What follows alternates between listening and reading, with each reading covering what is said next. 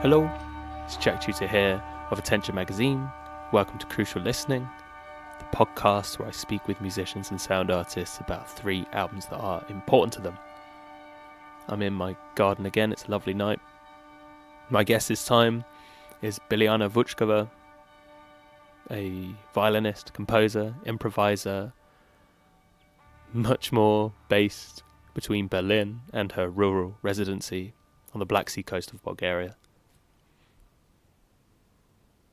What I'm really enjoying about Biliana's work is what I perceive to be an interest in exploring sound from as many different angles as possible. That's really evident in this series that she has running at the moment, Duos 2022, a series of releases in collaboration with Relative Pitch, which brings Biliana together with a bunch of people in a duo format, and they record together, play together. These releases will be documented firstly on Bandcamp, but also Biliana has a page on her website which goes into more detail with each of these duos. There's this sense of wanting to explore sound from as many different angles as possible in collaboration with as many different personalities, in as many different spaces. She's very interested also in time and long duration as well. So what happens when you unravel sound over a certain time span? We first connected over Seeds of Songs, a release last year on Takuroku, Cafe Otto's label, which finds coherence and narrative by assembling a collage of unrelated sounds. And I feel like that's a nice way in. Finding coherence and meaning by culminating as many different sounds and approaches and possibilities as possible. And obviously that leads to a great conversation. Biliana had so many lovely stories to tell, so many experiences she could pull on, and this completely flew by. So head over to attentionmagazine.co.uk/crucial listening for all the links. I should say the second in the Duos release series came out yesterday as I'm releasing this, so May 6th. And it's with Leila Boudre, the Brooklyn-based cellist, called The Seventh Water. That follows the Emerald Figurines, which is Biliana's collaboration with Michael Zerang, a clip of which you'll hear very shortly. So yeah, I'll put the links to that on Attention Magazine. And if you have the means, please do donate to the show on Ko-fi, ko-fi/crucial listening. I botched that. I'll put the link in the show notes. That helps me pay for the small amount of outgoings that keep the show ticking by. Thank you for your support as always. Really appreciate it. And please enjoy this one. This is Biliana Voutchkova on Crucial Listening.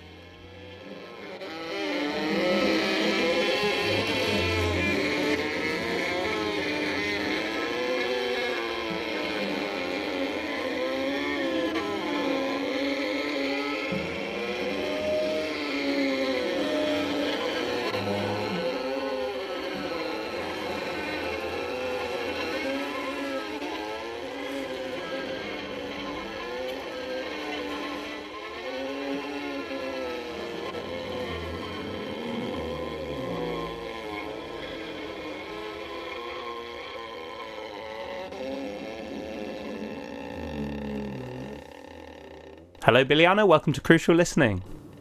Hello, Jack. Thank you very much for coming on the podcast. You've come to talk about 3 important albums. Before we get into those, I want to talk about some recent projects of yours. Firstly, The Emerald Figurines, which is an album with Michael Zerang. So this was, if I'm correct, recorded at Experimental Sound Studio in Chicago back in 2019. Yes, so maybe let's start exactly. with your memories of those sessions. What can you recall from those sessions at ESS? Well, I can actually quite well recall everything. It wasn't that long ago, and it was one of it was one of the last active moments before COVID came. So there is not as much to remember afterwards. So this was really like a very, very short time before that. So what I remember is that I was on tour in the States, and I talked to Michael because we've loved to play together a little bit more. And we decided to do a short tour, which culminated with this recording session at ESS Chicago. So the session was just sitting there and playing after we've already played for a couple days. And we really did it on one go. There wasn't anything that needed to be edited much. And the album is pretty much chronologically presenting the session. So there is really, except time adjustments for the length, there is pretty much nothing else edited. So that's how this came. And I do want to say that somehow it's really nice that this duo album opens this series of duo recordings, which I will talk about, because I also opened a small curated concert series that I run in Berlin for duos with Michael Zerank. And that was at the very, very end of 2019. And I didn't even know that this is going to turn into a little series. But it actually has been going on since then. And it's, for me, it's just kind of a nice opening for the digital album series, because he also opened the live series. So that's great. I find this very... I don't know. I think it's very special for me, and he's also a very special musician, and our collaboration is fantastic for both of us. We love to play together, and I think the sound world that is created is also very special. So I've had a really nice time with this record. I think thank you. As well, the dialogue that you have with Michael feels really potent. It's a nice thing that I think where there's sort of an equal mix of almost emulation and dialogue at the same time, where there's a real ambiguity as to what's going on and from whom. I wondered if I could ask, is there anything you can pick out that you can articulate that you particularly like about working with Michael? What is it that keeps you coming back and playing together? Well, to tell you honestly, it's always difficult for me to describe music or musical relationships with words, because I think the musical dialogue on its own, it's already a language. And so it feels like a translation to have to put it into words. And I'm not a very good translator. But what I would say as an answer to your question is that in general, what I find very special is to do these one-on-one duo collaborations with musicians that are, for me, special. So these musicians I invite, and I do these duos, and Michael is definitely, as I said, the first one that I did it with, and also one of my favorite duo collaborators.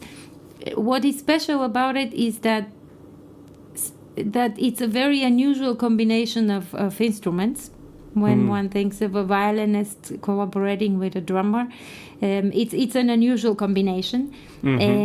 At least from what I have heard, I don't think there is something like that existing, or it happens very rarely.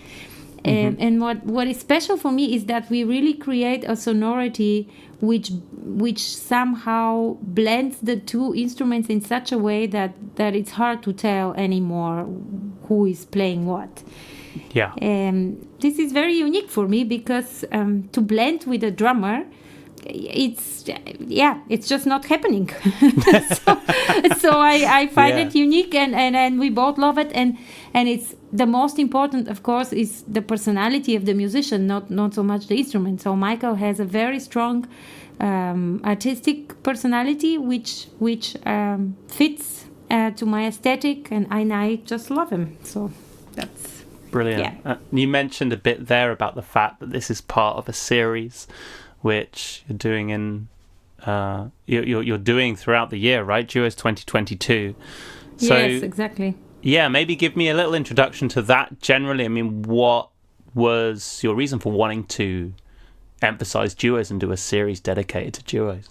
Well, I have loved to play in duo for the last 2 years since this small series started. What I mentioned already, the live series in Berlin, and I think especially in times of COVID, we long for communication between each other, and I find duos is really the smallest unit, the smallest ensemble that can exist. And for me, this communication is very direct and it reaches really deep. And it's actually, how to explain it? Like, I think with bigger groups, it's more difficult to really go into deep dialogue fast. Yes. Because there's a lot more information. Especially, I'm talking about improvised music, so because this is improvisation. And with duos, I find it very fast reaching a really deep dialogue level, which for me is very fruitful and very rewarding and very pleasant. I just love to do it. And what I also love is that you get to really know the personality of the person. As I said before, for me it's very important, the personality of the musician. And so the guests that I'm picking for this duo series are all personalities and musicians with a language that I absolutely love. So it's not about which instrument I play, but it's about their personality. And as I said, like I think in duo we reach this level of communication that is deep and rewarding. And I decided that in these times when we long for each other and we would love to play more and to do more, I decided that it's a good time to have a project which goes throughout the whole year. So as a continuation of the live series, I decided to do the release series. So there will be, I don't know exactly how many, but minimum 7 and maybe up to 10 releases that will come in collaboration with the Relative Pitch Records label from New York with Kevin Riley, who embraced the idea and said that he's totally happy to put out all the albums as a series. So that's how it came. And also the live concert series in Berlin will continue throughout the year. So for me, it's really diving deep into this work one-on-one with different musicians that I respect and admire. And I invite to join me for this collaboration. So the whole year will be dedicated to that for me. Awesome. And is it all people that you've played with previously? No, actually, no. I invited some people that I haven't played yet with. For example, I will I will record an album with Charman Lee. Oh, yeah. Who she is? She's been on the podcast, yeah. Yes, she's going to join for one of the releases. I will work with Angelica Castello.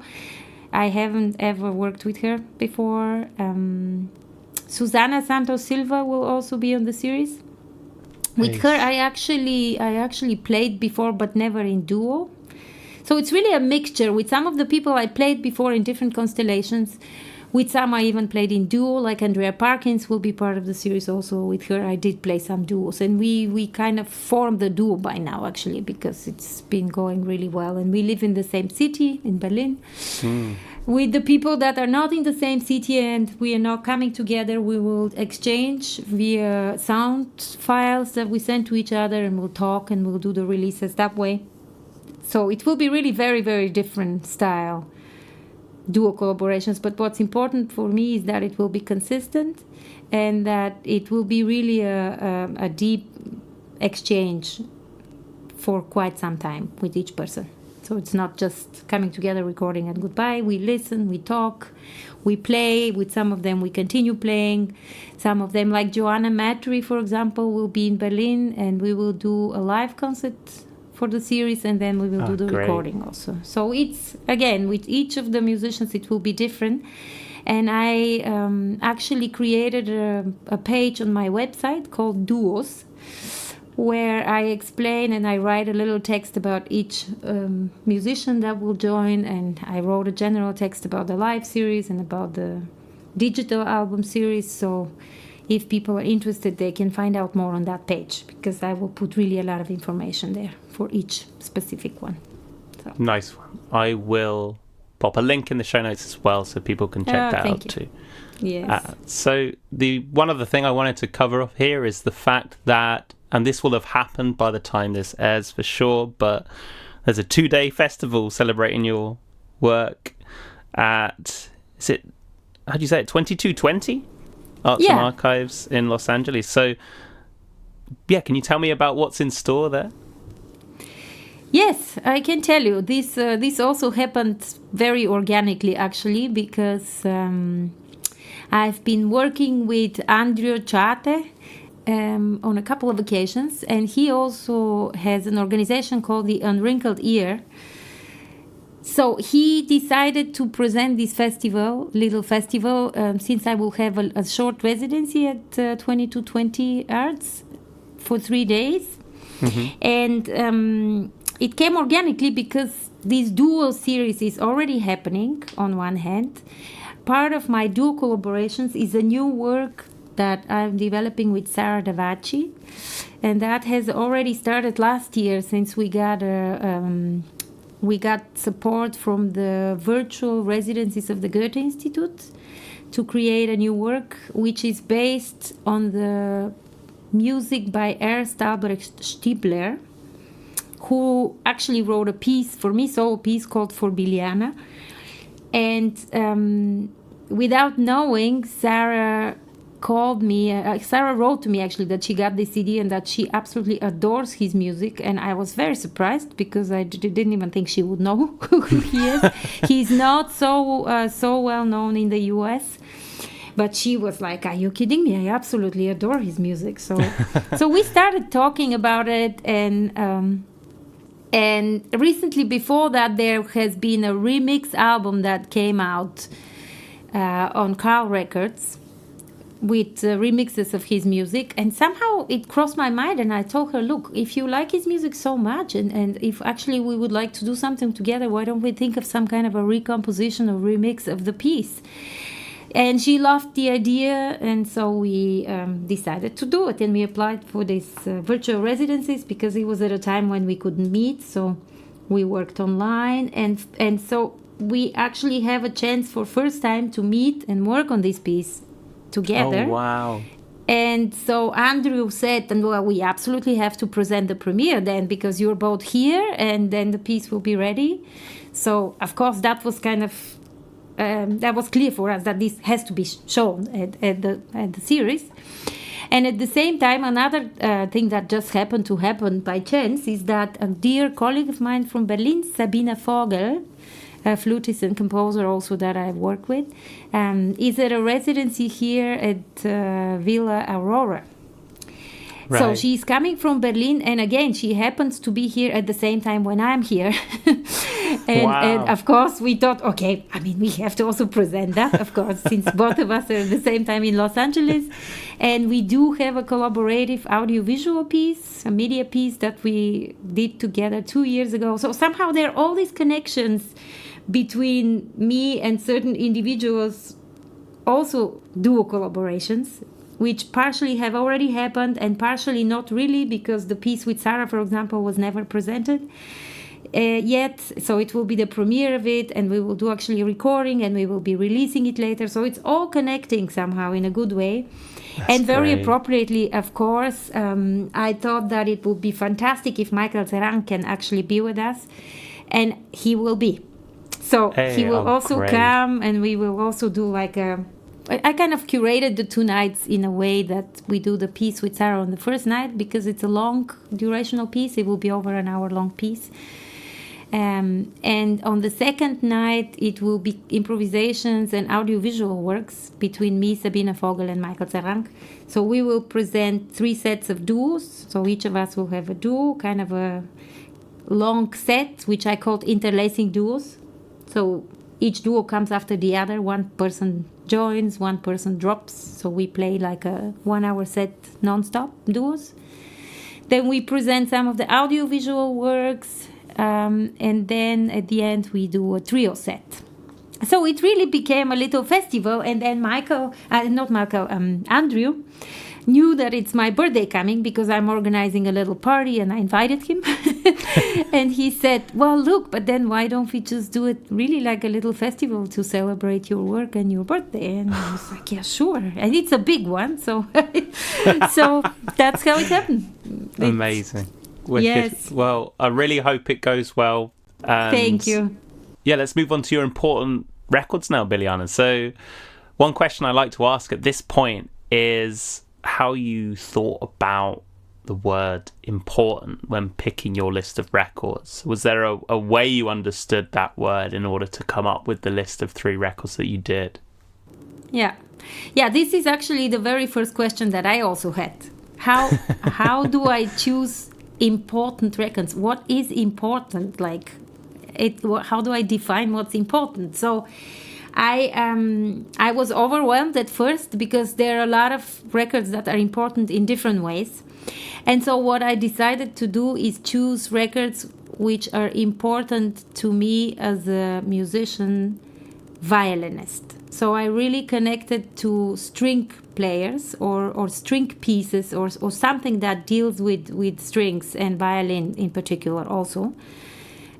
Because I think for me to form as a musician and as an artist took a long time, and I'm starting from the very back when I was first playing classical music and being really a standard classical violinist. That was my training, and these were my first professional years in the world of music.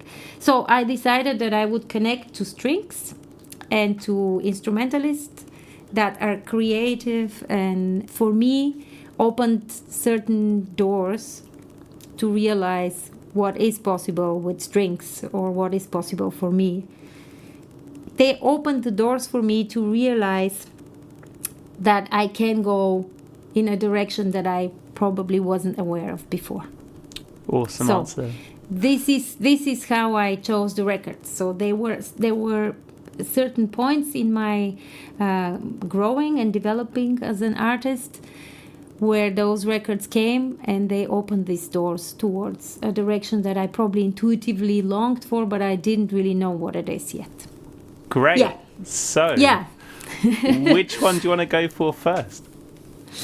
Well, I think I will go chronologically the way that they appeared in my life. And so we would start first with Sofia Gubaidulina's Concerto Offertorium.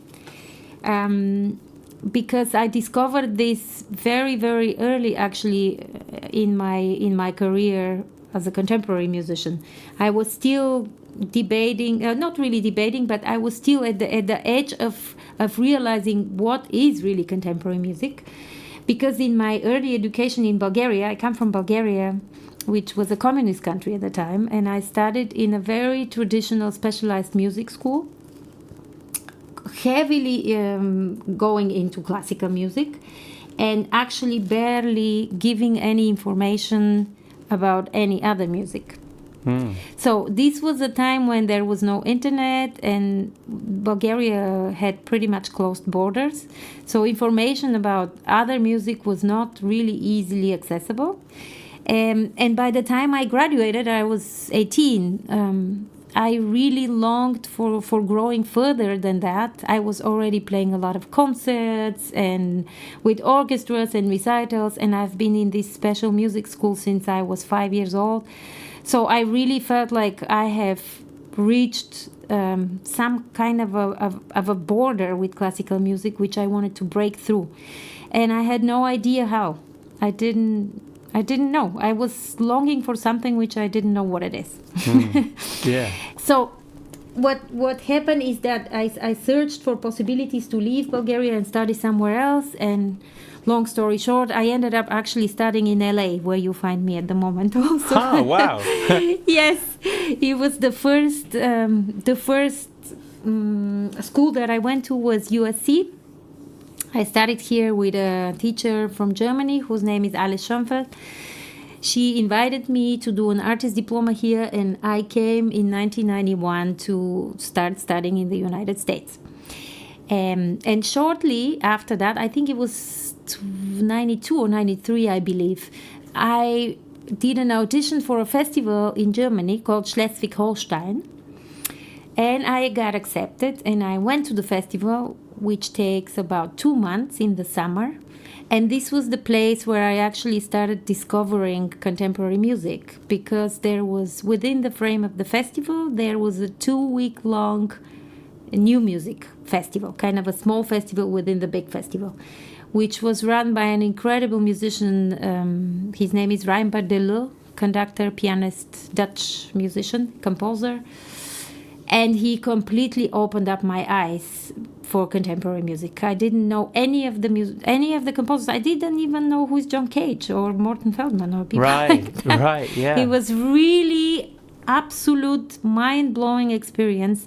I discovered the music of Messiaen, Kurtak, Stockhausen, Ligeti, and so on and so on. Like really massive figures in the contemporary music world, which I have never heard before. And it was absolutely mind-blowing.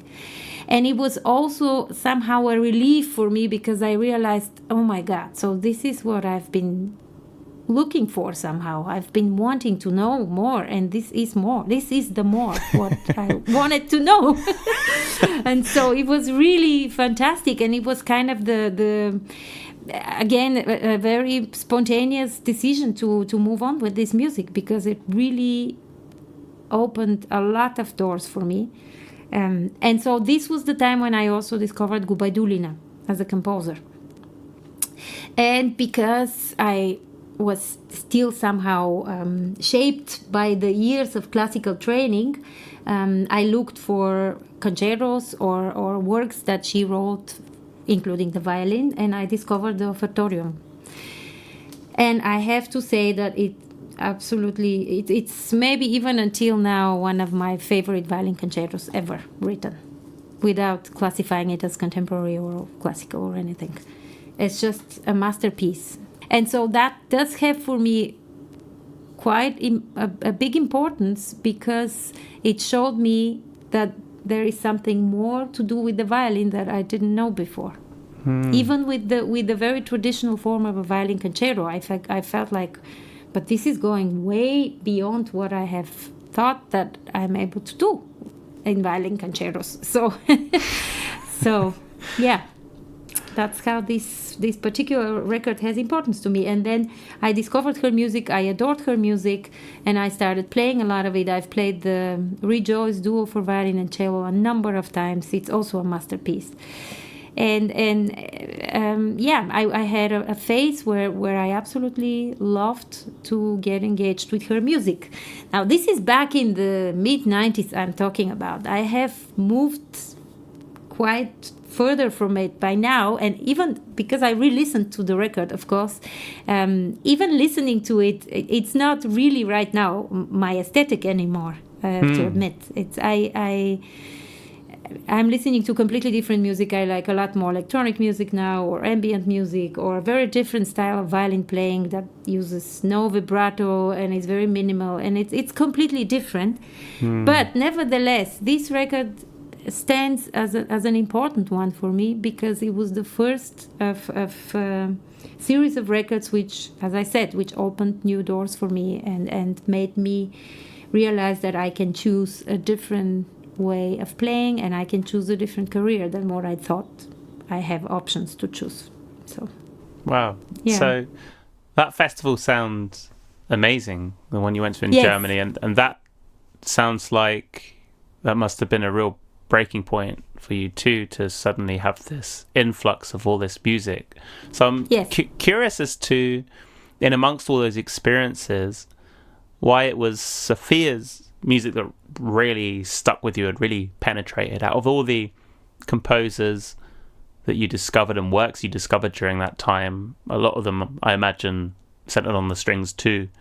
What was it about Sophia's music that really stuck to you and opened those doors for you? Well, I can tell you what it is, probably what it is. First of all, I think the Offertorium Concerto is an absolute masterpiece. I already said that. It's The orchestration is fantastic. And what I also discovered about Sophia's work later on is that she is a very spiritual person. And this is actually somehow connecting all three records that I chose too. There is a certain, I don't know, like connection to something beyond our world that all the people that I chose and all the records that I chose and the people behind have. And for me, music in general is connected to spirituality completely. And maybe that's why this record and this concerto, it's also the name of it, offertorium, and in general to offer something. It made me also think, what is it that we are doing when we play? Like, you know, it's an offering of some kind. And as I said, like, she is a highly spiritual person, and this shows in her music, and she is trying to reach beyond the realms of our world in her own way. And this gave me somehow also the possibility to think that there is a way to reach towards something beyond our world through our music. And this is the way that I play now, or I deal with what I do in that way. So that's probably it. And you, as you said, you started playing her music too. What happened to your relationship with her music at that point? Did you get a new spin or a new understanding as you started to actually go beyond merely being a listener to this music and performing it? Yeah, of course. I mean, first of all, I started listening a lot to music that I've never heard before. Contemporary music, I mean, also experimental music. Also, I was already listening a lot to jazz and to like the jazz mavericks, which have expanded jazz as a terminology and as a musical listening, like Miles Davis or people like that. So that was somehow, for some reason, that was more accessible when I was still in Bulgaria and in my first years here than classical music, contemporary classical music. I don't know why. So I started listening, and I also realized something of my calling, that this is the music that touches me or that speaks to me much more strongly than classical music. So it was clear that I would like to take this direction. It just I could relate to the aesthetic, and I could relate to the sound of it. And so what happened is, I think that I started listening differently. I started hearing differently, and of course it took a long time to get to know about this music. It took years to listen and to go to concerts and to play and to get engaged. I also moved to New York a couple years after I was in LA, and I did my master's there. And I took a program for contemporary music in my school, so I got to work with people like, I don't know, George Crumb. I went to Tanglewood. Tanglewood was also another place where you would... actually, you know what? I'm very sorry, but I have to correct myself. Sure. The Contemporary Music Festival where I discovered all this is not Schleswig-Holstein, it's Tanglewood. Ah, cool. Okay. It's just a mistake in my head. Yeah, no trouble. Yeah. So I did discover Gubaidulina's music in Schleswig-Holstein because she was there and she worked with Rostropovich at that time. And they both came and presented a piece with the orchestra. But the large 2-week festival within the frame of a bigger festival was in Tanglewood. And that's Gotcha. where I was a fellow. And that's where all these new music composers like Ligeti and Kurtak and all these things were played and listened to and worked on. And this is where I did all my discoveries. Right, gotcha. Okay. Yes. Nice. We are Yes. talking, like 30 years ago now, right? So Yes, it's you're quite forgiven. a while ago. Yes, but Yeah. but it's interesting because again, when you say important records, I thought, well, important records have to be something that made a difference for me, and that happened throughout my life. It's not only the last years. So I Yes. had to go back all that way, Absolutely. and somehow I actually, this record just came to my mind. So I thought, well, that's it. If I'm even thinking about it as an important record, and I'm connecting it to violin and to strings, then it is an important record. Absolutely. Yeah. This was my first listen to this. I mean, I think the whole thing was absolutely stunning. It really knocked me back. But there were also some very specific moments on this initial acquaintance that I found really striking, where sudden pivots into some really unexpected, beautiful melodic passages that seem to kind of sprout from nowhere, or just it's almost these moments of like laying waste through sheer cacophony, and then these little melodies sprouting. Yes. I wondered whether or not for you, I'm sure the totality of it is the main thing, but are there specific moments in this piece that really protrude for you as being particularly interesting, or that connect with you particularly strongly? Yes, yeah, absolutely. Of course, there are certain moments. I mean, first of all, I think the orchestration of the piece, and the way that the solo instrumental part blends with the orchestra, it's phenomenal. It's not really a solo violin concerto with an accompaniment. It's not at all. I think the orchestra and the different timbres of the orchestra, and how she uses a single voice in some way and eventually blends within the whole group afterwards, and then comes back to a single voice and switches between timbres of single voices. I think it's absolutely phenomenal how this is made. And they, of course, there are certain moments which I mean, there is towards the end of the piece this lush melodic part that comes, which is quite long, actually. It's towards the end, which is suddenly just so overwhelming, and so, I don't know how to say, it's so rich after all that has been happening before, which is also quite rich and wonderful.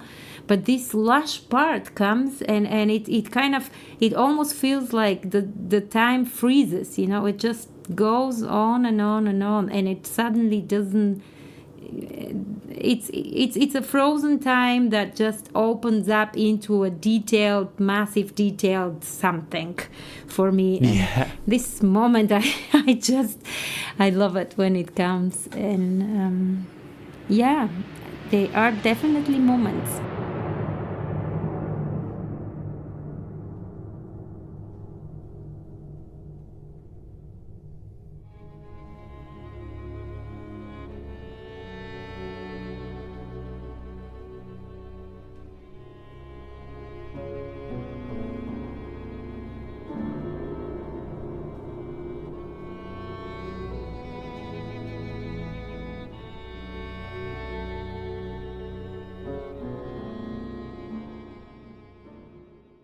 Biliana, let's go to your second important record now. So which one falls next in your chronological ordering? Yeah, the next one that falls is Francis Maria Witti's Utopian Spaces. Now, this is, of course, a completely different kind of record, because it's a solo. So it's just one instrumentalist playing the cello. But for me, it's again, it was something that showed me the potential of a string instrument.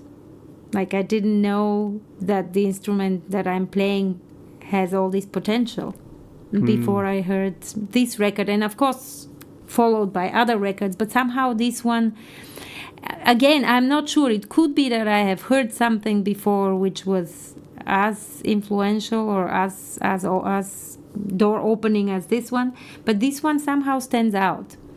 And also Frances Maria Witty herself stands out for me. She is an extraordinary, innovative artist, which went into her world and her trust into herself, full power, and kept being innovative throughout the years, working with composers or on her own, or discovering things, or creating this whole way of playing with the two bows, and just opening big time the potential of the instrument. And she's been doing that all these years and still does it fantastically. So for me, her personality, she's someone that I look up to, really. So this record was important to me in that sense, but also it's still important because of the person that is behind it, Frances. And do you remember how you... In fact, here's a question. Did you meet Frances prior to hearing this record, or did you hear this record first? I met Frances prior, and she is actually the one that gave me the record, I believe. Yes, but I knew her work from before, so I have already admired her work and what she has done before I met her. And I wished to meet her, but it wasn't really something that I thought, oh, I have to find a way to meet her. It just was a wish that was there, but I didn't know if it's ever going to happen.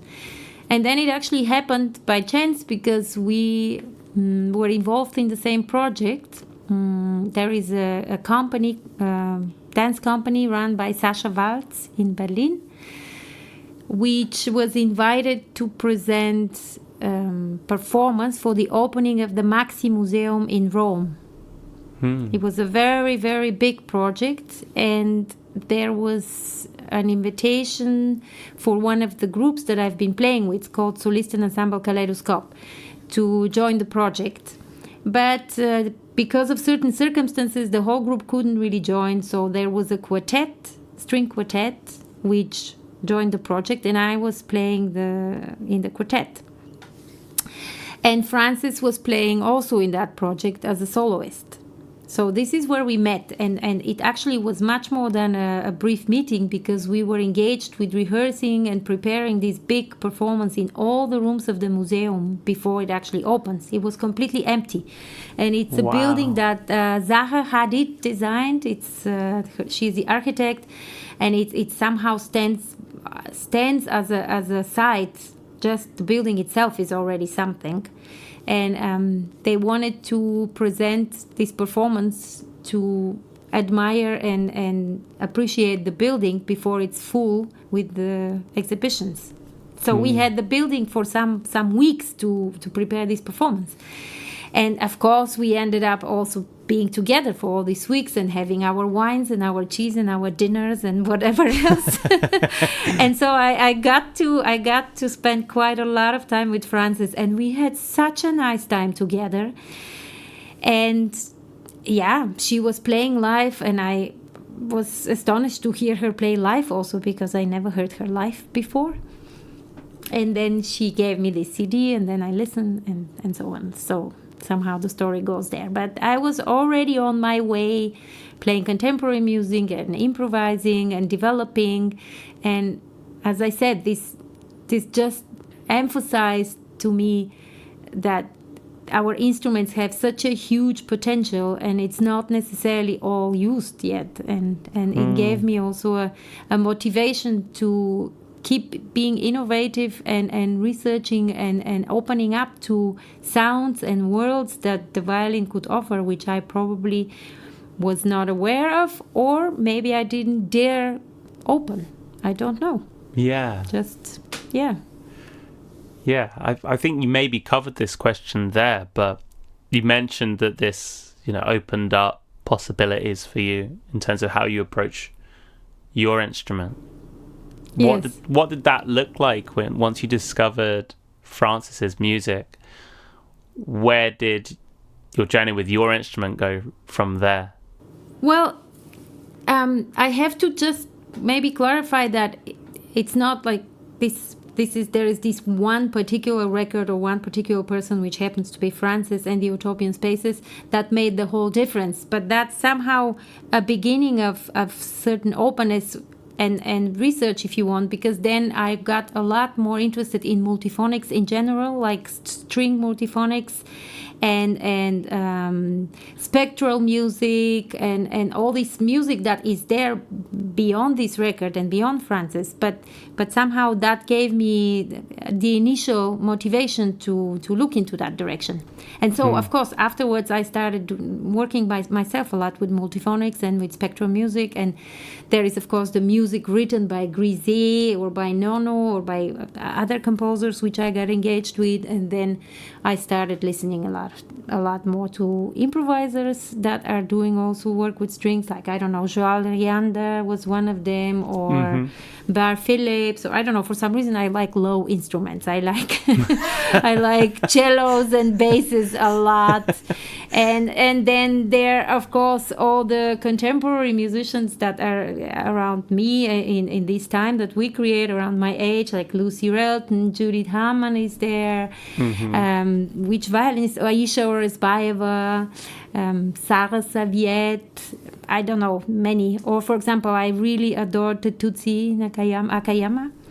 And so then it was a moment of me to say, wow, look at all these incredible string musicians that I probably wasn't that aware of before, and look what is possible. And then I went on my own, discovering for myself and looking for my own voice. So this is why I look up to Francis, or I look up to Gubaidulin, or to the people that I admire, that they found their own voice. And that is what I wanted. I wanted to look and search for my own voice. And so they were kind of models, and they gave me the reassurance that it's possible to find your own voice, to present it, and to stay with it, and to do your work connecting to it. Am I right in thinking you've played with Francis as well, like within a collaborative context before too?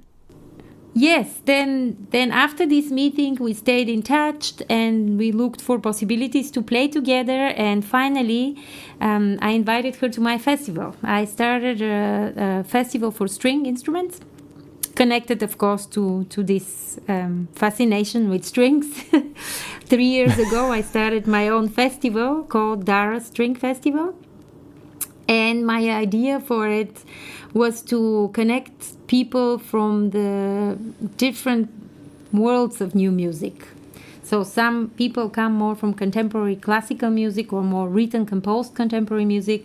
Some people come from completely improvised background and they never really wanted to study or not interested to study classical music. And for me, there is still a quite big division between these fields. And since I operate in both, I see that in both they are really fantastic musicians and they don't necessarily know about each other or connect so much. Right, yeah. And so that was my idea, to somehow find a platform where I invite people from the different scenes and we all come together to connect and to listen to each other and to play with each other, actually. So I curated in a way that there are pieces which can be played either from improvisers or from musicians that work more with composed and written music, so that we can come together, because these are really fantastic people. and that is where I invited Frances. So she played at the festival in 2020. I'm actually right now editing the videos from that year, so they will come out on the festival YouTube channel soon. Finally. Wicked. Yes. So. And with Utopian Spaces, the record you picked, I mean, is this something you still... I mean, how long ago was it that she gave it to you, actually? That's a good question. I think it was... Let me see when Maxi was. That was probably about 8 years ago, I would say. Nice. Something like that. 8 years, 7, 8, 9, something like that, around there. Is it something you still play now, still listen to? I mean, the records that I have normally, I don't re-listen to them too many times. I try to discover new things. And I re-listen to them in a certain context. For example, I'm interested in multiphonics in general, and then I look and I check what I have and what I've had, and maybe I see something. So I see Utopian Spaces and I think, oh, maybe that's something to re-listen, and then I re-listen. Nice. So I don't have a habit to just re-listen to all my records. I try to discover new things I listen a lot more to live music and live concerts when it's possible, of course. Right, yeah. And then I re-listen to old records in a context, usually. With this Utopian Spaces album, obviously I had the chance, Francis sent over a few tracks for me to listen to check it out, because I haven't heard this record before. But again, really astonishing, this one. Like the multiphonics piece is unreal. I think once you know that there's two bows being wielded in many of these pieces, it becomes quite mind-blowing to consider what's going on, right? You got like this, you know, the harmonics really being brought out clearly from one bow, and then another going in on a completely different jag in terms of pressure and rhythm and everything. I mean, what are the aspects of this record specifically that again really jut out for you, like, blimey, that's possible? Yeah, well, I think for me it's just phenomenal how she focuses. She hears something and then she focuses on that particular thing, and she digs into it and finds all the little nuances and details that she can to make it even more spectacular. Like even more, you know, it's often, and also this is probably why I'm so fascinated with this record, because I imagine her being in that space. I think it's a church of some kind, being in that space with her cello by herself, recording this, and just really letting the time to discover, to stay with the sound, to be with the material without any pressure of having to play for people or to record or anything. She was just there. It was kind of a research residency in some way, and this for me is fascinating, how one can have this time and the luxury to just stay with something and go really into detail and into developing that particular thing and finding a way to show it in all its magnificence. So this is for me happening in this record.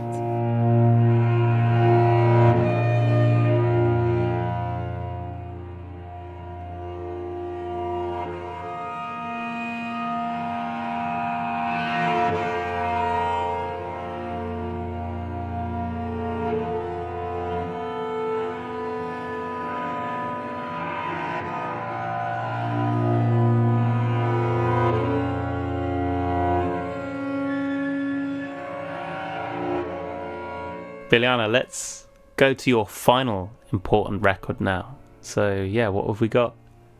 We got David Sylvian, Mark Bastel, and Rodri Davis, with some guest appearance of Toshi Nakamura. Yeah. At a record called There Is No Love.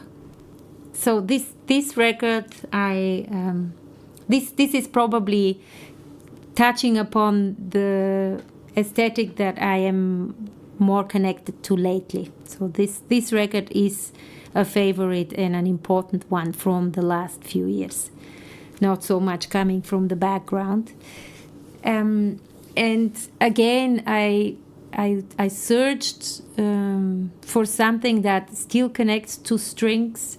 But of course, here we have Rodri, who is playing harp and electronics in a way that is already going towards totally other worlds from the other two records. So for me, in general, I think I picked this record because there are a number of reasons why it's important to me. One is that, in general, the music of David Sylvian and actually the personality of David Sylvian and the way that he worked with improvisation and with improvising musicians in a completely different way than most other people that I know, like taking improvisation and actually composing with improvised music and layering out the voice on top. It's unique and it hasn't been done before. And so he has a tremendous importance for me. Also personally, I got to meet him, and actually we're quite close by now. But he really opened up again new other doors for me in a way that in general I haven't been interested in recording much up until my first release with a long-time duo partner, Michael Tike. Mm-hmm. I think that one is my first release that you will hear my music at all. Like before that, you won't find any recording, any release of my own music. Wow. Because I didn't want to. I think for me, the life experience of improvisation is so strong and so touching and so unique that I never wanted to imagine it being put on a record and replayed. Mm-hmm. Because it's something that happens and disappears and vanishes. And for me, this is just gorgeous. Something happens at this moment, and it's an experience for all the people in the room or in the space and the musician itself, and it never happens again. And it cannot be heard, it cannot be caught. It's like a butterfly that lands on your hand and then just flies out, and it cannot be caught, Yeah.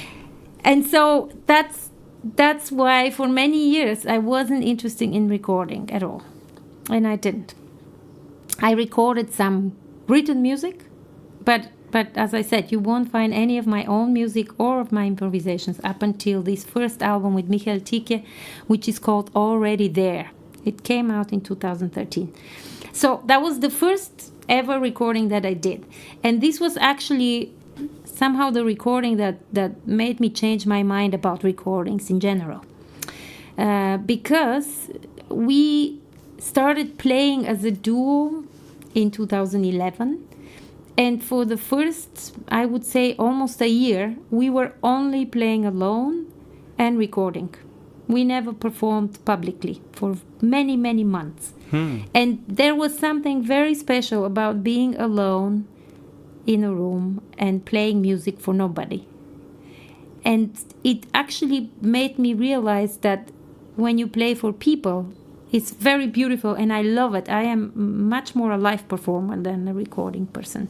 But it made me realize that there is a difference of how you play and which personal space you inhabit when you are by yourself or when you are with people. Mm-hmm. This is, of course, the same way in everyday life or in your musical life or in any case. When you're alone, it's something else. When you're with people, it's something else. Both can be beautiful, not beautiful, that's another question. But it's just there is a difference. And I realized that the music that is recorded that way and recorded with the idea of being released is just different music. Yeah. And so I actually decided that it's something that I would like to explore afterwards.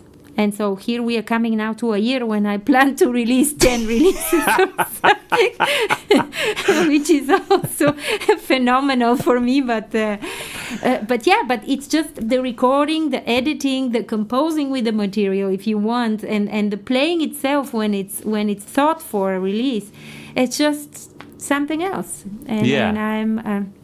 And so coming back to the record and to David Sylvian, he is, of course, a master recording artist. I mean, his albums are just incredible, and they are the manifestation of what a recording can provide. Mm-hmm. They're I don't know how to explain it, but this is for me like the most convincing way for me to realize that recording is fantastic and it can be amazing. Yeah. So. And then one of the other reasons is that Mark Vastel and the label Comfort Recordings is putting out a lot of fantastic music. And I wanted to also touch upon the importance of record labels that are dealing with this kind of music and that are putting it out and supporting it. Because this has place, and it has to be, it should not be taken for granted that there are these labels that are dedicated to this music and to these musicians and to presenting this. So that's why I wanted also to mention the label that put out this record. And also a reason that this record particularly touches me is because I started working a lot with the voice a couple of years ago. And for the first few years, I was really avoiding words or direct narration. It wasn't interesting for me, and I also didn't find it natural for myself. But this record and a few other records, there is one that is released by a friend of mine who is actually a choreographer, but works a lot with text. Her name is Lito Walke. It's released together with Boris Hauf on his label Shameless, which is also a lot. It has to do with text and in a very different way. But somehow I started being interested in words and with text that can also be part of something that is abstract in a way. Yeah. You know, in some strange way, there can be text or words, even if they're so narrative and so direct, they can still be abstract. And this record is a very, very good example of that for me. Somehow I think about it and I keep it in my mind, and I have it as a stepping stone in some way for my own work. Wicked. I mean, the text is really interesting on this one as well. So, as I understand, it's taken from a play by Bernard Marie Cortez. Yeah. Cortez. Yeah, I don't know this person, so. Yeah, it's such an interesting text. So the play is called In the Solitude of Cotton Fields, but seems to fixate on this confrontation, right, between a dealer and exactly a client. And a client. Yeah. So is there anything, do you think, about this text that allows it to sit within this, as you say, like a more abstracted context that allows it to say align with, I guess, maybe an ambiguity of communication or something that weaves in and out of language, and yet you're able to use language in this way as well? Yes. Well, I think for me it's that even when we are dealing with words and text in this moment, it's about sound still. Mm-hmm. So for me, the voice and the sound of the voice is more, how to say, is something that I focus more on alongside the words, let's say. So it's not that the words have the priority. It's still the sound. And the sound of this voice and the sound of all the other sounds around that are produced by all of them and blending together and creating this surreal, mystical, ambient space, it's just so beautiful and so touching for me. And so again, it's this mixture of, yes, of course there is text, and of course you hear it, and of course you understand it, and there is a meaning, but the sound, wow. So that's like, and this is a quality that for me it's rare to find when we are dealing with sound pieces or with text pieces. Like this merging of the two is a rare quality, and I absolutely adore it. So, another thing I wanted to ask you about was the fact that David has done artwork for a couple of your releases, right? Yep. This is another great thing I should say about record labels, is you get these collaborations that cross mediums like this. But what was it like working with David on the artwork of those releases, and what did that bring as well to what you'd captured in sound for those releases? Well, as I said, David has a significant place in my life as somebody that showed and emphasized things that I probably didn't put on the foreground as much. And one of these things is the work that goes into a record besides the sound part, besides the music. Because, of course, a record is an object, and he puts equal importance to the whole object as he would put the music. And that is something that I really learned from him. I was not so engaged with this part before that. Now, I do like visual art, and I do like objects, and I follow, and I'm connected to this world, and aesthetically also. But somehow I really started being much more aware and much more precise and much more perfectionist about it afterwards, because I realized, yeah, of course, this is as important as everything else, what you're going to put on the cover. I mean, it has to somehow reach the level of perfection that is aimed with the record itself. Right.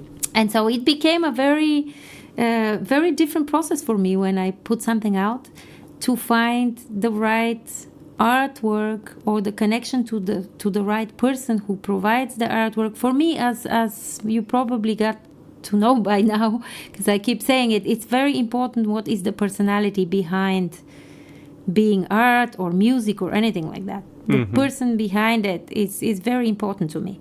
And this is also connected to the artwork that I use for records now. So back then, when I was releasing these records where he provided the artwork, he just offered certain things, and he was listening to the music already before it's been released, and somehow we found common ground there, and we communicated around this time a lot. And so he gave me these covers and designed even one of my CDs called As Found, which is, he designed the whole cover before we put it out. So, with all the humility of someone who has something towards someone who might want something. And I see that you do want something, just like seeing a light go on high up in a building at dusk. I'm approaching you just the way the dusk approaches the first light. Slowly, respectfully, almost affectionately. Biliana, I have one more question for you, which is around how you relate to music now. We've kind of touched on this a bit throughout the conversation, but how do you tend to bring like recorded music into your life at the moment? Like, how do you tend to consume it? Where do you tend to listen to it? What does life as a music listener look like for you day to day? well, of course, we all know that we had COVID, and a lot of things suddenly were happening in our personal space, listening wise. Yeah. It wasn't anymore going to concerts or being in a place with a lot of other people and listening. And I think, as I said, like I went from a place where I was not interested in recording at all back in the years before 2013, to a place right now where I really find it very special to be by myself, either when I record and produce or when I listen. Listening by yourself also provides a very good atmosphere for focusing completely without any disturbance. It is possible, of course, at concerts, but somehow, I don't know, somehow because of this situation and because of being a lot alone, I had the time to really sit and listen long time to music, which I have to admit I haven't done so much before. I have children and a very busy life, and I'm a single mother, and I haven't really had the luxury to have a couple of hours to just listen to music for many years. Yeah. Yeah. And then suddenly I did. And I realized that there is something beautiful about being home, finding the peacefulness and the time to sit and really focused listen to something very long time. I'm in general interested now in long formats. I play for 5-7 hours, no problem, and love it because you reach very deep. Or I listen for that many hours, or like, I don't know, I'm very extreme with this at the moment. Yes. I did, last year, I presented my first exhibition in a gallery where I created a few installations. There is one sound installation, a video installation, and another kind of a few media installations and posters and things. But I actually played at the gallery throughout the opening of the exhibition. So I played between 5 and 7 hours every day for 1 week. Oh my God. Yes. And it's amazing. You transport into another world, and it doesn't feel long or short or anything like that. It's just you are in another world. We are anyway in a different state of mind, I think, as performers when we perform. At least, actually, I should speak about me. So I find this shift between how you are in your daily life or in life in general happening the moment before you step into improvising, especially improvising, or performing, but especially improvising.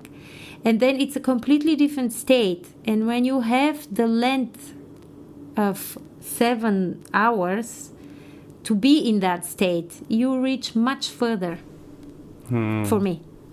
And it's the same with listening. If you find it's of course very challenging. But I think if one finds the possibility to stay in this mode, in this state, in this